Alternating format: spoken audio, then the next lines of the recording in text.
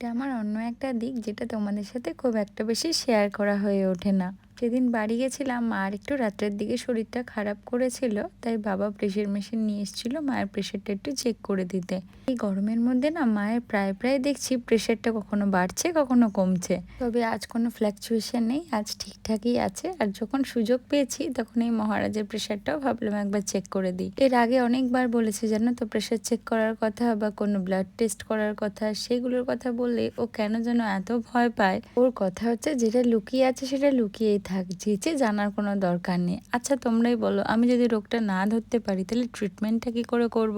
বাড়ি যাওয়ার সময় দুধের মিষ্টি নিয়ে গেছিলাম, আর রুডিকে মা যতবারই বারণ করে কোনো মিষ্টি আনতে না, রুডি ততবারই নিয়ে যায়। তো আমি বলি যখন নিয়ে যাচ্ছিস তখন দুধের মিষ্টি নিয়ে চল। ওই বাড়ি থাকলে তো আমরা মিষ্টি খাই না, ছুঁয়েও দেখি না বলতে পারো, তাই এখানে আসলে এই দুধের মিষ্টি পেলে একটা দুটো খেয়ে নিই, এটাই আর কি, লোভ সামলাতে না পেরে। তবে একটার পর একটা খাওয়ার লিস্ট এমন সাজিয়ে রাখে, কখন যে ডিনারের টাইম চলে আসে বোঝাই যায় না। পছন্দের ডিশগুলো দিয়ে ডিনার সেরে এবার বাইরে আসলাম একটু পাগলামো করতে।